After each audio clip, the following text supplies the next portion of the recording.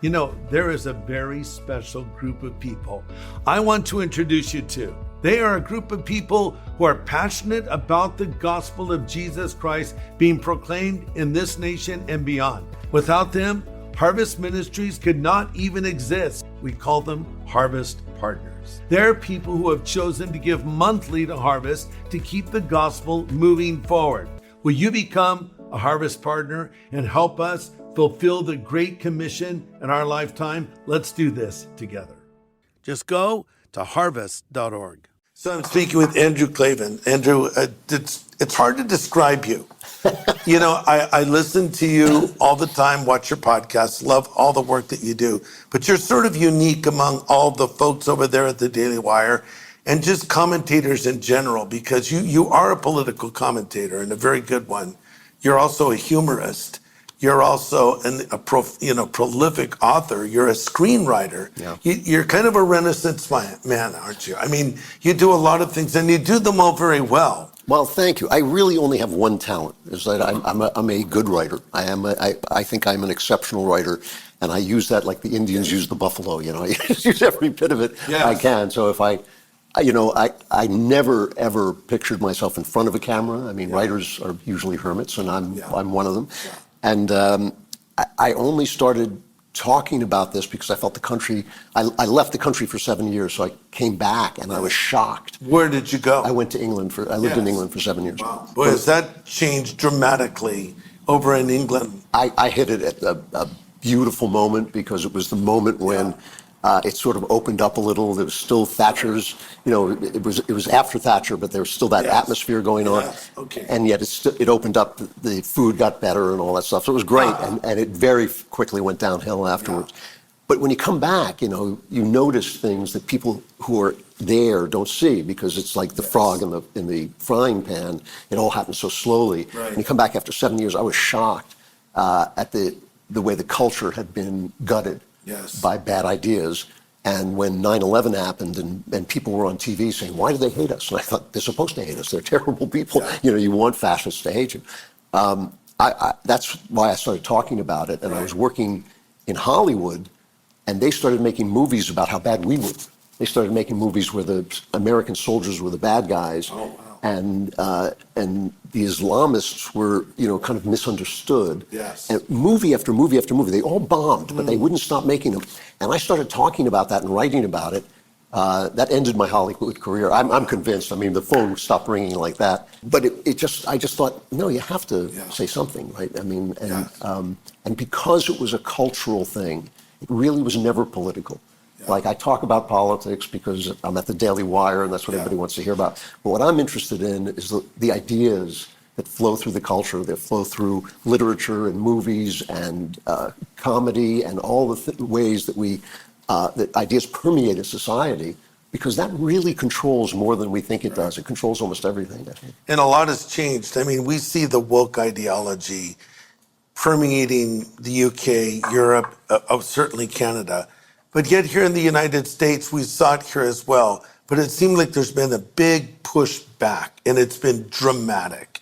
And it just happened with the election, not just of our president, but it seems like a cultural shift, because it wasn't just, okay, we're going to elect Donald Trump to be the president, but it was a rejection not only of the woke ideology and all that, but of many of Hollywood elites, of mainstream everything. It was like a huge swath of Americans said, we don't want this. Like, I read recently that like 76% of Americans or something like that oppose all the trans focus. And yet it seemed like in the Democratic Party, they were putting that front and center. So, but I think this is a good thing. And I know you think the same thing. So as you look at this new administration, new president with a new team around him, what are your hopes? What would you like to see happen? What needs to happen in America, do you think? The phenomenon that you just described is the reason I felt genuine joy when Trump was elected. The administration will be either good or bad, or probably it'll be a little bit of both. Yeah, of course. But it was a symbol for me of the defeat of what I termed in a novel the empire of lies. This idea America should not be a place where you are afraid to say what a woman is, where you are afraid to debate the morality of sexual behavior, where you're afraid to speak up and say that, abortion is an atrocity. Whenever, and this has happened at the Daily Wire, but it's happened at other places, whenever people sort of got nervous about the reaction of the left to something I would say, people who kill babies don't have a say in my moral makeup, we just shouldn't be afraid. And I want there to be other sides. I want there to be debates and arguments, but we shouldn't be afraid to argue. And so what I look for in this administration, look, there are things that Trump has to do politically. He has to restore the military. He has to restore the economy, create an aggressive economy as opposed to a defensive economy. But the most important thing is to uproot this system of intimidation that has it's corrupted the Justice Department, so that people who are Catholics are under investigation by the FBI, parents who say they don't want porn in their children's school are called terrorists. But it goes beyond that. And this is something that the media doesn't see, because the media, even the conservative media, is largely protected by the First Amendment. So in the same way, they make a lot of money, so they don't see the ravages of inflation, and they live on the coast, so they don't see how the Midwest was gutted by Obama's economic policies. In the same way, they do not see how frightening it is for a guy who just wants to go to work and support his family to get called down to HR because maybe he made a joke in the cafeteria. That should not be. That should never be. And it should never be that the FBI shows up at your house at 3 o'clock in the morning because you peacefully protested abortion. These things should never be in this country, and they shouldn't be for the other side either. I don't want, there are plenty of people on the left I'd love to shut up, but I don't want them to shut up. I want them to speak, and I want to beat them in the open field. It's funny. People will sometimes describe people that I think are just Christian patriots as Christian nationalists. And I'll say, well, define a Christian nationalist. Right. Because one view is that we want to impose our views on the country, force people to believe. I don't know of any Christian leader that believes that. We want to have dialogue, and we want to talk about it, and we want to seek to convince. But I would never want to, even if I could, impose or force someone to believe what I believe. But I don't want to be stopped from stating my opinions. And because I'm a pastor, and so I speak, and I speak on many topics, and I don't want someone editing what I say or telling me I can or can't say that. We want the freedom to discuss these things. That's what, and we'd like to have the disagreement because we think we have the better argument to start with. Exactly, because we're describing reality. I mean, that is, these ideas are everything, and if ideas are silenced, then you are cut off from finding out about reality. So one of the things that I've continually tried to explain to people is a lot of the stuff that has been so offensive, this transgender idea that you can change your sex, but that you should be afraid to stand up against that idea, or you're afraid you'll lose your business. Those ideas actually make sense if there's no God. If we live in a material world, why aren't you a woman when you rearrange your body parts if the world is all material? And a lot of times, because we're afraid to argue from a position of spirituality and from actual creation, we have no argument. So you'll hear right-wingers saying things, well, it's not natural. Well, air conditioning is not natural. Plenty of things are not natural that I love. It's not, nature is not our God, But men and women are actually spiritual designations. There's an idea in medieval Christian theology, which actually comes from a great Muslim thinker, that there are certain ideas that are primary ideas that we don't have words for them. We just know them when you see them. You know what a woman is, and not just what her body is, not just the functions of her body or her genes or anything like that. We know that there's something about a woman's nature that's different from a man's nature that we respect when we meet a woman. My wife, a very feminine woman, only has to walk into a room to have people sort of straighten up a little bit, especially me, because I'm terrified. But we know when a military guy who's brave in battle, we know that there's something about him that is expressing manhood, which another man might express by being a scientist or just being a fearless speaker. But we understand that represents something. Those are spiritual ideas. And the idea behind it is that creation is essentially good. It may be ruined, it may be fallen, but the core of creation, the original creation, is essentially good. You can't make those arguments by saying this is unnatural, right, or this hurts. The operations are disgusting. They are disgusting and they're horrifying, but that's not really our argument. Our argument is that male and female is how we were made in the image of God, and if we can't make those arguments, we lose. Yeah. And that's why I think just things going back to prayer in school have been implanted to keep our arguments silent. So you always hear people making these practical arguments. Religion makes you happy. I don't care. Drugs can make you happy. That's not why I believe. I believe because I'm absolutely certain that it's true. I can see that life makes more sense when you believe, and it's just like gravity. I can't see it, but if you don't believe in it, things don't go that well. And I think that that's the same thing with essentially Christianity, but just theism in general. So that's a reoccurring theme in pretty much everything you say. Yeah. I mean, if you're talking about literature, culture, politics, you always come back to these beliefs. And you are almost like the last person one would expect to become a Christian. I mean, you came to faith at the age of 49. Yeah. Most people come to faith before the age of 18. That's true. So you took your sweet time. And your background is so interesting. Tell us a little bit about who you were before you became a believer and what prompted you to become one. Well, I describe my life a little bit like outward bound, like some people are born in their faith, but I was like thrown out in the desert with a paperclip and a piece of string and had to make my way to where I actually believed I knew the truth. But I was raised a Jew. It was very important to I was in a suburban Jewish, East Coaster, and it was very important to my father that we learn about the Jewish faith. So we went to Hebrew school. I was bar mitzvahed.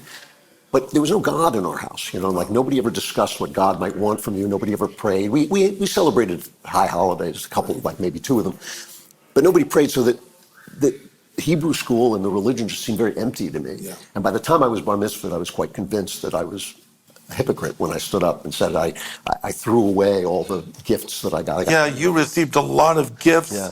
And put it literally in the trash. I did. I got like gold watches and pin sets and savings bonds and things like that. And about 6 months after, and at first I was thrilled. I'd never had anything before. You're 13, you don't have anything. So what were you saying there? You're saying, I reject all of this, or? I'm saying I lied and I got paid for it. Oh. I knew when I didn't want to be bar mitzvah. Interesting. I didn't have the wherewithal to stand up against my father, 13. Yeah. So I stood up in front of people and said this stuff. Yes. I never even told this story to anyone until I was talking to a friend of mine who was an Episcopal priest in my 30s. It never even occurred to me to tell this story. And he said to me, "That's an amazing story." And I thought, he's right. It is a good story. And here by that time, I'm a professional storyteller, and I didn't really realize that it was that That's important. in your book, The Great Good Thing? Yeah, that's part of it. So, over time, through reading and through thinking, it did occur to me that none of the things that I really believed in were true if there were no God. The problem was I had a very difficult relationship with my father, and it wasn't just his fault. It was a clash of personalities. And so I was very unhappy. He was a radio broadcaster? He was a famous New York radio broadcaster, yeah. He was kind of Howard Stern before there was Howard Stern, I went crazy. I slowly went insane. I was deeply depressed. Yeah. And by the time I was 28, I just cracked up. Yeah. And truly, Greg, a miracle happened. And I'm absolutely convinced of this.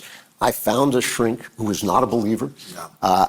And I went to him once a week. I didn't take any drugs or anything like that.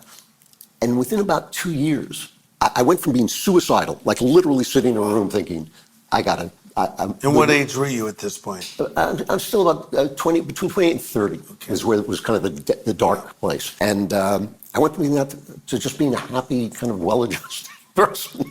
And when I look back on it, it was kind of a sort of Freudian experience. And then afterwards, I realized that I didn't believe in Freud very much. There's certain things he said that were true, but, and I realized it was just the love between me and this guy. He became he's the only mentor I ever had. Was he older? Yeah, he was about 15 years old. It's almost like a father figure of sorts. Sort of, except it was, we sometimes joke that he was like an older brother, but not. He was just a wiser, older man, who could just say, what you're doing is stupid. And he did. He was not like one of those guys who doesn't say anything. He would just say, don't do that. That's a And you listened to him. You respected him. I respected him, yeah. It was miraculously transformative. And then all the logic that had gone into my saying, there really must be a God for me to believe, then I could accept it. Because before that, I thought it's just a crutch for this miserable guy. Right. And that's how stubborn I was. I thought, don't reach out to God when you need him, because that would be just a crutch. That's the way my mind works. Yeah. Now I'm happy, and the logic still works. And I started to think, well, let me try prayer, And so I wasn't praying to Jesus. I was just praying to sort of an amorphous idea of God. And that was also transformative. That transformed my life. Isn't that interesting? God will meet us where we are. I think people think we have to check all the boxes. There's so many people that, to me, are a work in progress. And people want to evaluate, judge, and condemn them, and they're making their way in. What happened ultimately was after 5 years of prayer, and I was experimenting. I had no idea how to pray, so I was thinking, can I ask for a new car? How does this work exactly? And 5 years of prayer, I realized that I had been utterly transformed, and I had been transformed by prayer. And I had been transformed because the information coming in was not coming from within. It was obviously coming from without.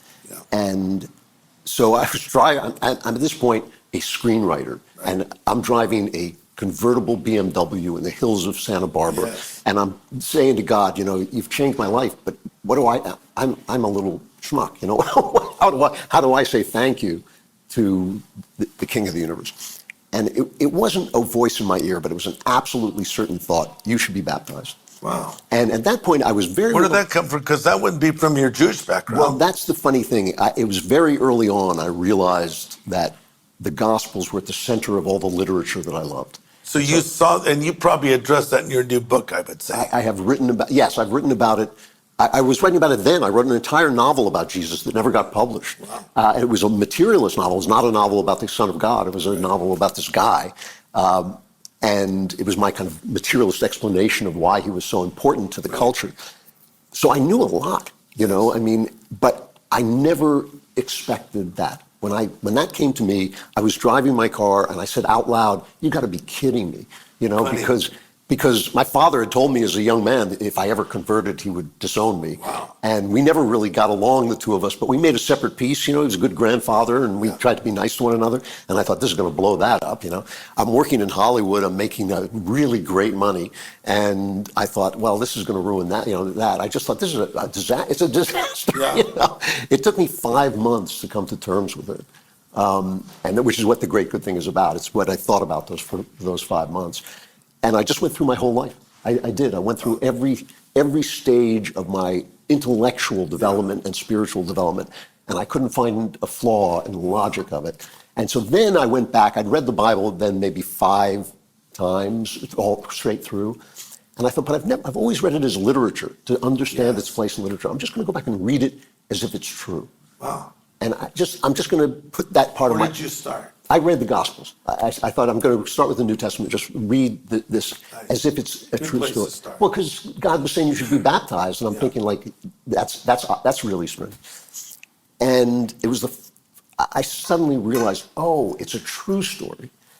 Even if you think, well, there are legendary parts in it or something like that, or metaphors or poetry in it, it's basically a true story. And then you think, now I get it. And so it was very difficult, and I knew, because I get interviewed, I knew I was going to say something and my parents would see it, so I thought I'm going to have to tell my father about this before he reads it in the newspaper. And before I could tell him, he developed what turned out to be his last illness. And so I was living in California, he was living in New York. The priest that I was going to have me baptized, Episcopal priest, was living in New York. So I would go back to New York and visit my increasingly ailing father, and then leave there and go and see this priest for instruction.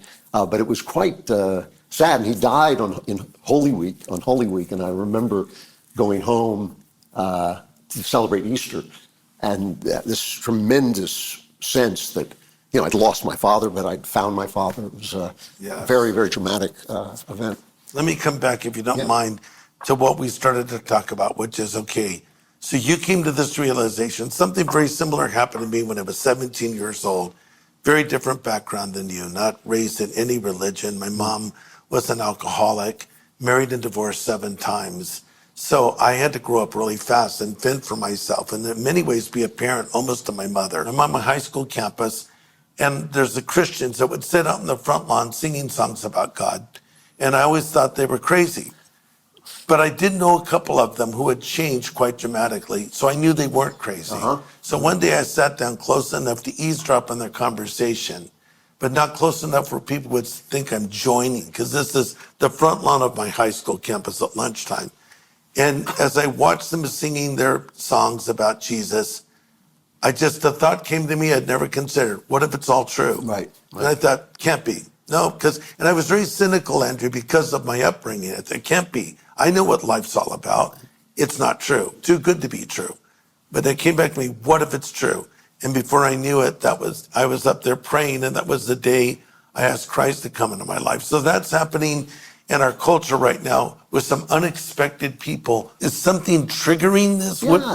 What do you think it is? Well, you talk about ideas, and one of the things that's so powerful about ideas, when ideas come into a culture and the culture embraces them, they have to work themselves out to their logical conclusion. Yeah. People didn't start losing faith, what Nietzsche called the death of God, which took centuries to happen. It didn't just happen. It happened because a new idea had come into the world, which was the idea of the scientific worldview. There were other ideas that played into it, but the scientific worldview, people talk about, is there evolution or is there not evolution?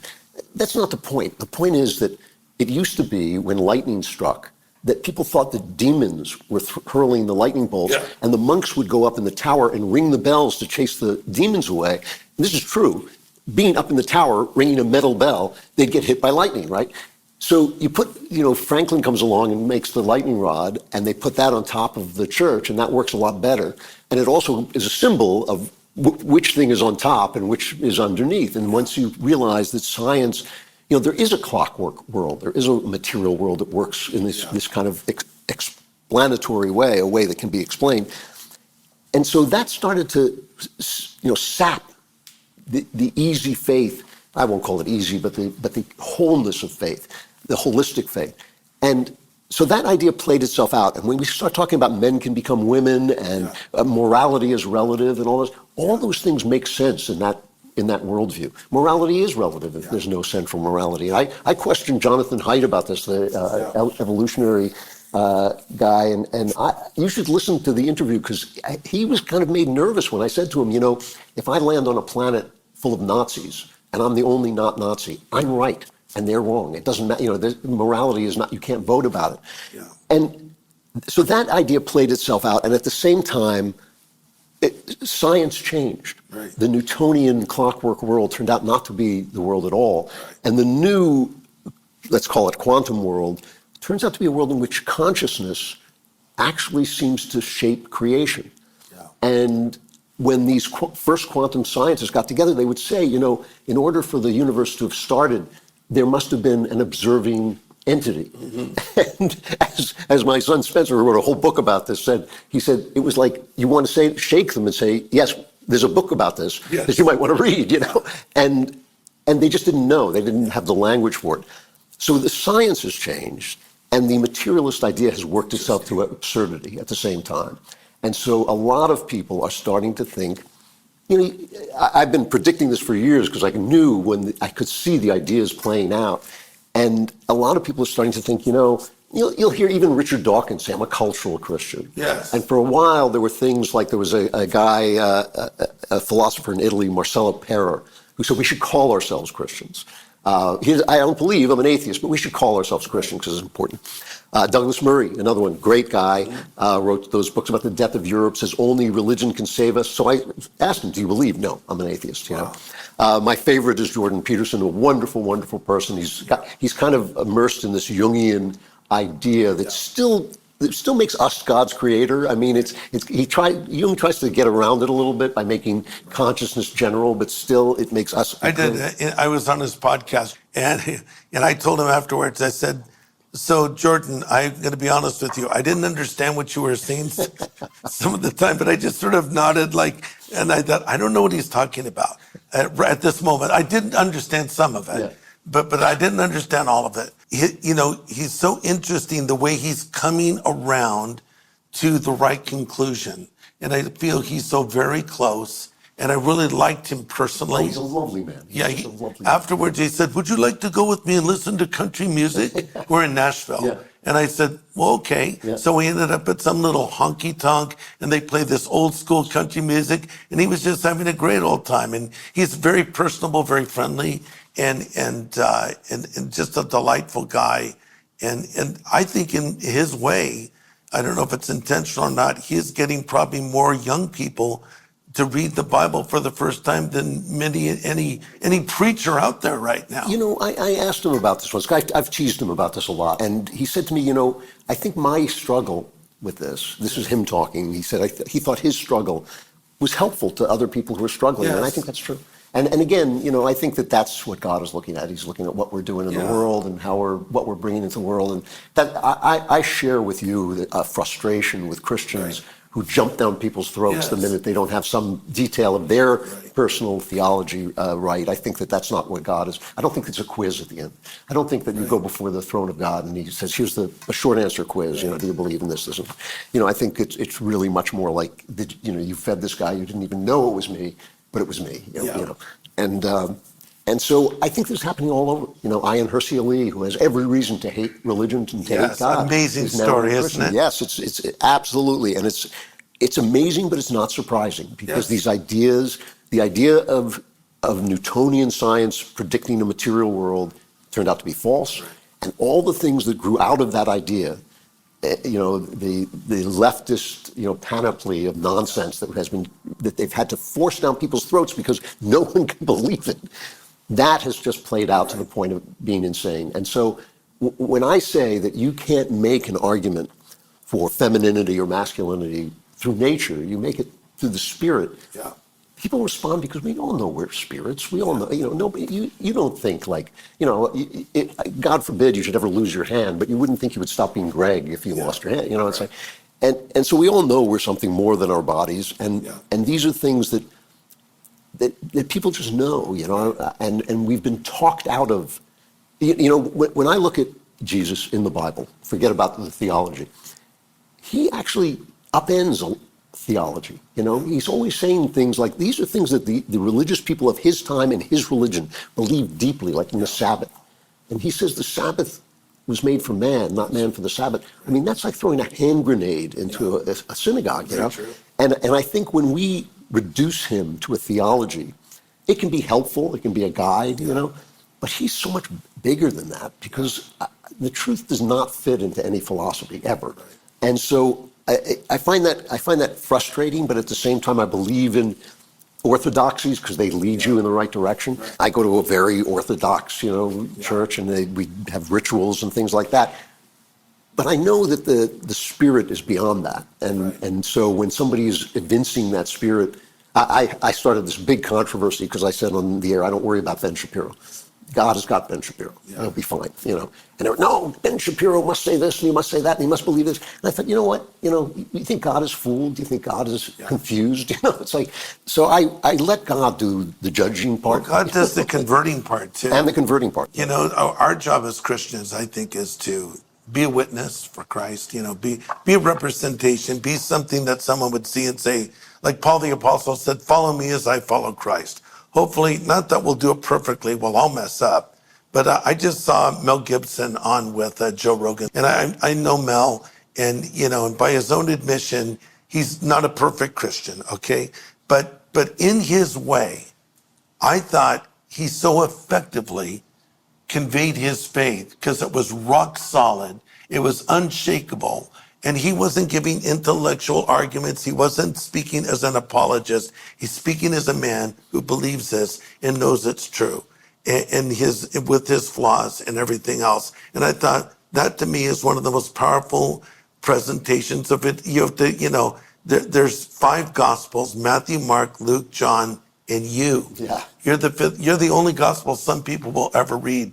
So we want to be a witness, be a good representative, pray for people, build bridges to them, and keep praying for them because they're a work in progress. And we pray that one day that light will go on for them. I can make that light go on for someone else. And this is the world we're meant to love. This is a world. It's so full of evil. One of the things you pass through that I find believing Christians pass through a moment when you suddenly realize how dark the world is. Yeah. We sit here and we're comfortable and we're having a good life, but babies are being killed aborted at this unbelievable level, and it's almost like we're like that movie, the Zone of Interest, where the Nazis are living right outside the death camp. They're having this and it's kind of we kind of are living in that That's way. a good illustration. To some point, but this is the world we're supposed to love, and this is the world we're supposed to walk through in a loving way, even when we condemn things, even when we speak out against things.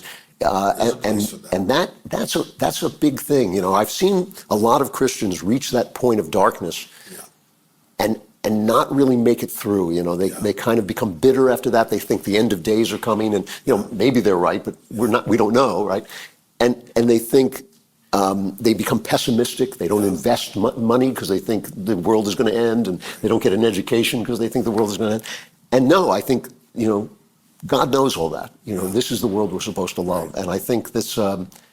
It's a journey, It's a way of seeing. It's a way of seeing the world, and it's very beautiful and very joyful, but it also has its dark side to it. We touched on it briefly: femininity, masculinity. Maybe just kind of quick definition. What is true and proper masculinity?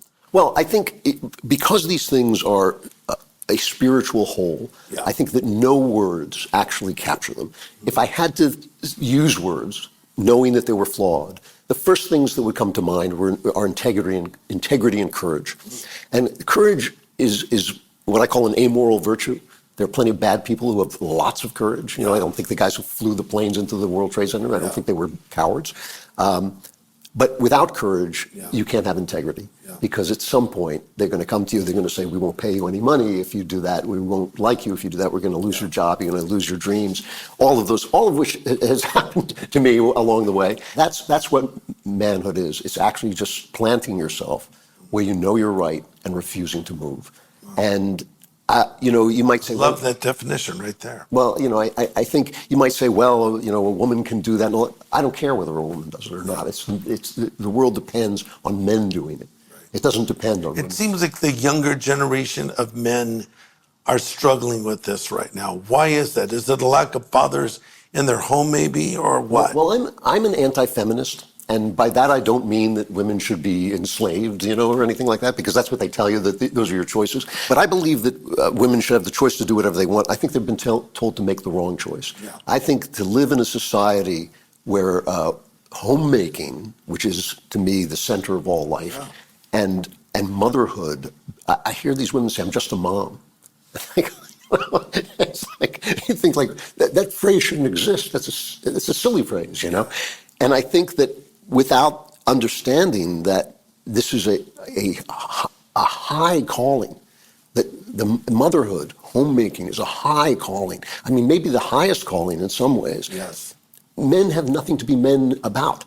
We are one flesh. Men and women are one flesh. And when the state of women is degraded, as I believe it has been degraded by feminism, obviously, feminism is really leftism in a skirt. It's really not feminism. But let's call it that. The state of womanhood has been degraded and debased, so manhood becomes debased. We're actually here for each other, And I'm in a weird position with this because I have a supernatural, bizarrely happy marriage. I mean, I have How long have you been married? We've been together 50 years, but we've been married for 46, I think it is, And we've had one argument. One fight. I mean, we disagree about all kinds of things, but there's only one time we lost our tempers with each other. It was like 35 years ago. Really? It lasted 15 seconds, and I had no sleep for days. Yeah, we just adore each other, or at least she pretends to adore me, and I openly adore her. And so I always feel a little bit like privileged, as the left would say, and I know people have much more difficult marriages, and I don't want to pitch it as like the be-all and end-all, but love is the be-all and end-all. And if you can bring that love into a creative marriage that brings children into the world, your manhood and your womanhood will take care of itself. I wrote a book called The Truth and Beauty, and there's a chapter in it about the novel Frankenstein and why feminism grew up out of the Industrial Revolution. And so I think it's not a question of stay in the home and don't do anything else. It's a question, when you look at Proverbs, is it 31? Proverbs 31? Yes. That you look at that woman is not, she's an economic industrious, she's creative, entrepreneur. An entrepreneur, she's all those things. Sees the field and buys it. Exactly, that makes plants the orchard, it's amazing stuff. Strengthens her arms. So it's not like this trad wife idea of Donna Reed and all this, but it is centered in home and creation and family. And I think that without that, all of this other stuff is meaningless. We're not Vikings, we're not looking out to go pillage other societies. Yeah. We're looking to build something beautiful and creative. Life, I'm an artist, so all of life looks like a work of art to me. Yeah. But that is the center, that act of creation is our contribution to God's creation. That's why we're here. Do you see the effect of spirituality, the Christian faith, in culture and in film in particular, since this is your background? A lot of Christian films have done very well at the box office. And I'm the first to say that a lot of Christian films are not well done. Yeah. But there are some exceptions. And we're seeing changes. I have a friend, John Irwin. He directed the film about our life, Jesus Revolution. Yes. He's working on this epic series for Amazon, being funded by Amazon, called The House of David. It's on the scale of any of these big things you see on streaming channels. And it's cast well. It's shot well, it's lit well, the dialogue is great, it's moving. You're watching biblical stories, but they're done so well. I mean, even though I've spoken on these stories so many times, I just found myself riveted by example of David and Goliath, or when Samuel anoints David, the way that he visualized that and showed it. So I think there's something of renaissance maybe in Christian film. And I hope to see more of that. Do you see any of that, or just even maybe what we would call a mainstream film? That's not what we would call Christian, but there's sort of a Christian theme if they're trying to put it in there or not. My ideas on this have changed. Okay. I hated those happy talk Christian films so much that I was just condemning them. I was just saying this is it's kind of like rom-coms. There's just like, if that's your idea of love, you're going to be very disappointed.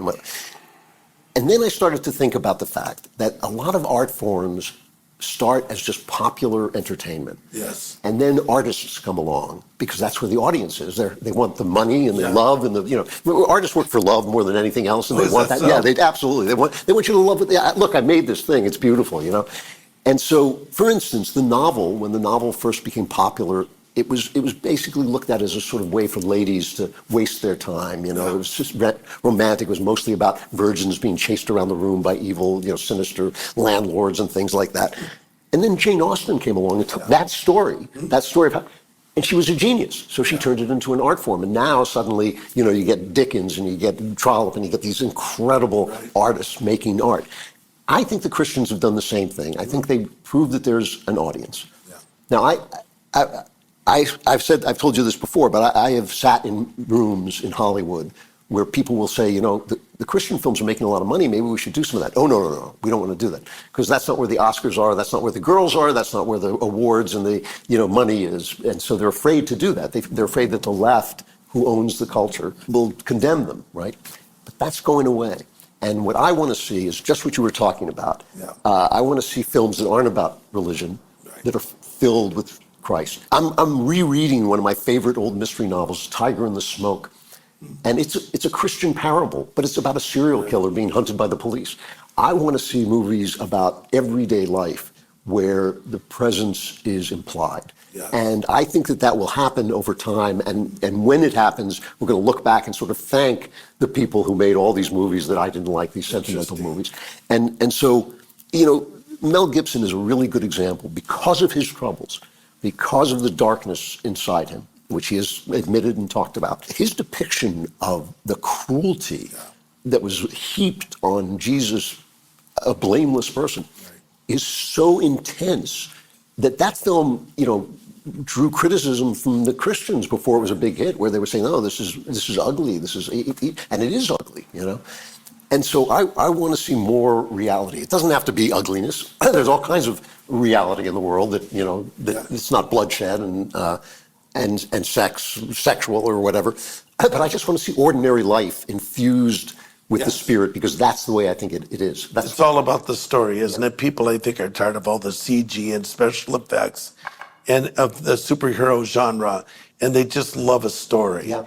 And one movie I watched recently, I like to rewatch movies I love, and I rewatched Chariots of Fire. Oh, great. And I mean, that wasn't a Christian film, meaning made by Christians, produced by Christians, but I thought it was one of the finest depictions of the Christian faith in the most positive light, through the example of Eric Liddell and contrasting him with the other runner. And I just thought, well, it just so made the point, Now, you've done a lot of interviews over the years.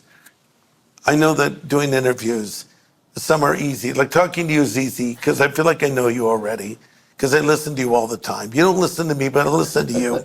So it's easy to just talk with you. But I've done some interviews where people, they just clam up on you and they don't, and then others are, it's like one of my favorite interviews they did of all time, of all people, Alice Cooper, because he's a storyteller and he's a very strong believer, but he has the most amazing stories from the world of rock and roll. And, and I went in with all this prep and I didn't even look at my notes, pretty much like I did with you, because he just went and I just followed his breadcrumbs, because well, tell me more about that. You walked into a room and Janis Joplin and Jimi Hendrix were in that room. What happened? I mean, I'm curious, but who stands out to you? Probably shouldn't ask you to say your worst interview, but maybe someone you interviewed that, wow, went surprisingly well. And it was easier than I thought it would be. An interview like this is always a delight. We're talking about things we both love. So this is your favorite interview? This is my favorite interview ever. Okay, let's mark that in time right now. And the interviews that I'm not a debater, and the reason I'm not a debater is because I'm a novelist. I actually want to know what you think. And so I'll take your ideas and I'll wear them for a day. You're a good listener. And also I'll believe in your ideas for a day until they fall apart. Like I just try them out. And so I'm not a good debater, and I really hate it when people are dishonest, maybe too harsh a word, but disingenuous because they want to win a debate. Yes. So that when I've invited, I try to invite people who disagree with me on, and sometimes they'll come, but mostly not. And when they do come, a lot of times they just want to score points, and I'm just like. There's no game, there's nothing to win. There's no prize. And so that's what I hate. Interesting. Yeah, I hate dishonest things where they can pull out some fact that you could never possibly have heard of, and you waste your time discussing that when the principle remains the same, and that is really dull. If you could interview any person across history. That's an easy well, let's take Jesus out of it, everyone. But Jesus, yes. Obviously. But anybody else, historical figure, Winston Churchill, someone from the distant past, someone in the present even, who would it be and what would you like to talk to them about? It's Shakespeare. Oh, interesting. Yeah, I mean, when people say to me, how can you believe in this Jesus resurrecting from the dead? It's far easier to believe than that Shakespeare was a human being. I mean, everything is in Shakespeare. You can, every thought you have, you can find him there. Yes. His understanding of, he's writing about the world that he's in, and yet he's writing about this world. Yes. And what I would like to know was his process. In other words, he's always saying, I'm just here to entertain you. I just, my idea is to please you and all this stuff. I'd just like to know what he's thinking about. I suspect he was a Catholic. And one of the, Stephen Greenblatt, who's supposed to be the great Shakespeare maven, and who's a wonderful writer, but a stone atheist. Yeah. And when I read him, it is amazing the things that I think he gets wrong. And I say this as not a Shakespeare expert. He's like at Harvard or something like that. And I love reading him, but he said that Shakespeare is one of the most secular artists ever. And I thought Shakespeare's stories are not only filled with the supernatural, but they're filled with the moral order. People kill people, and then their conscience tears them apart, like in Dostoevsky. That he's very aware of that. He's also aware that there are people whose conscience doesn't tear them apart, and he shows what that is like. And I just would like to know what he was thinking. I mean, was he just thinking like, this will kill him in London, they're going to love this, or was he thinking, no, I have this vision. I want to talk about my faith, but if I talk about it directly, they'll set me up, they'll burn me at the stake. I just, nobody knows where he was coming from. But there's probably one of the secrets of his success. You know, he wanted to entertain people. So he's conveying a message, but he wants to do it in an entertaining way, an engaging way. The worst thing you can do as a communicator, certainly as a pastor, is be boring. Yeah. And I'm shocked that people can take the action-packed, powerful, living word of God and make it boring. amazing. And listening to them speak is like watching paint dry. Like, how do you even do that? It's almost a skill, but if it is, it's the worst skill ever. You know, but you make it, even when you read it, you make it sound dull. Yeah. And I think that, you know, I saw a funny interview with Bob Dylan. There's a lot of talk about Dylan because of the new movie with Timothy Chalamet, which I saw, which I thought was pretty good. Yeah. And I wrote a book about Dylan, Alice Cooper, and John Lennon, kind of the spiritual quest of rock stars. And, you know, Dylan had his conversion. Yeah. And I've never seen him deny that outright. But anyway, in an interview when he was just starting to blow up, someone asked him, how would you define what you do? Because he was supposed to be the voice of a generation, the great philosopher. He says, I just think of myself as a song and dance man. And I thought that was funny because I'm an entertainer, Yeah. but I have something to say. Right. And I think you do that so beautifully, Andrew. Oh, thank you. You write great literature. You communicate so well. You're entertaining. I'm entertained when I listen to you, but I'm also educated. Sometimes I listen to people. I listen to a lot of different podcasts, and it educates me, it informs me, but I don't laugh out loud. And I think humor is a huge thing in communicating truth, and you have a great natural sense of humor. Oh, that's very kind. Well, you know, I really feel like, I feel that laughter, strange to say, it was almost an obligation, you know, like it's you should. I mean, I always say, my wife told me once never to say this in public, but I've said it in public a number of times, that I find corruption very funny. Yeah. And I'll watch like politicians do these terrible things, and I just crack up. And it's a terrible thing because corruption really is harmful, and people really get hurt. And I frequently think that comedy is just life with the pain taken out of it. Corruption. Good statement. You know, corruption is funny because we're meant to be close to the angels, above the angels. Well, you say laughing through Armageddon. What is that phrase you use? Laughing through the fall of the Republic. And sometimes laughing through Armageddon. But it is true that we were supposed to be like unto the angels, if not greater than the angels. Right. And we're so much less than that it is like a man in a top hat falling into a puddle, which is funny, you know. But being Jewish, I love Jewish humor. Yeah. I've always liked it. I've always been drawn to it. I mean, obviously, the earliest comedians, the great, ones that we remember, well, most of them were Jewish, of course. And then we have modern Jewish comedians. But one guy I really liked was Jackie Mason. Oh yeah, he was really funny. He was. Kathy and I were in New York once. We sat at a table, and he was seated right next to me. I mean, his table, like I'm here, he's here. And the whole time he's talking like this. He's just, he never stops me, Jackie. And we're not eavesdropping. It's like he's telling us the stories, but everything he said was so entertaining. But I loved his insights. But how would you define Jewish humor? It seems to be sarcastic, self-deflating, perhaps. What is unique about the Jewish wit that helped Jewish people survive all that they've gone through? I think that's got to be some of it. It's got to be the being excluded and abused. People do not know, and because America is such a great country where people are really fairly nice to everybody, despite the fact that we're always being called racist, it is the least racist country on earth. People don't understand what the Jews went through in Europe, and it's like, and it's amazing that any Jew ever becomes a Christian because they've been so abused. But it does make you funny. It does, you do sort of have this idea that the injustice of life, it has a certain comic edge, and it helps you survive, and it keeps you sane.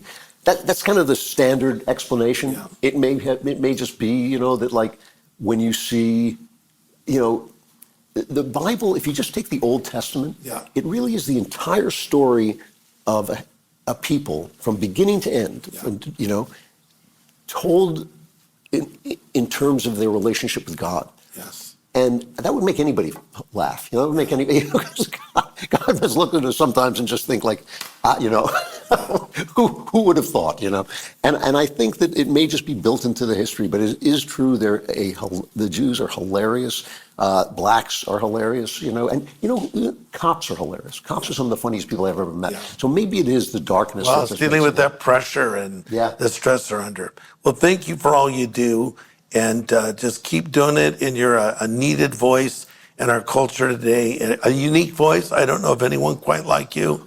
And thank you for taking time to speak with me today. I think you do a great job, and I love your podcast. Not only do I love your content, but I even like the way it's structured and built, with your little breaks and things like that, and kind of shift gears into different topics. And Klavan clapbacks, and we all know how to spell your name now. It's Klavan because there are no E's in Klavan. It's a pleasure. I'm honored. I'm delighted. Yeah. And remember, It's always good to see you. I'm your favorite guest you've ever had. My favorite interview. Absolutely. Thank you. Hey, everybody. Thanks for listening to my podcast. Before you go, I wanted to let you know about the important work we're doing here at Harvest.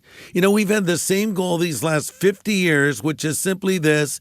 We want to know God, and we want to make him known. And we do that in a lot of ways: documentary films, animation, radio, television, large-scale evangelistic events, and more. If you want to be a part of what we're doing to fulfill the Great Commission, you can support us with whatever you can give at harvest.org/donate. Again, that's harvest.org/donate. And thanks so much.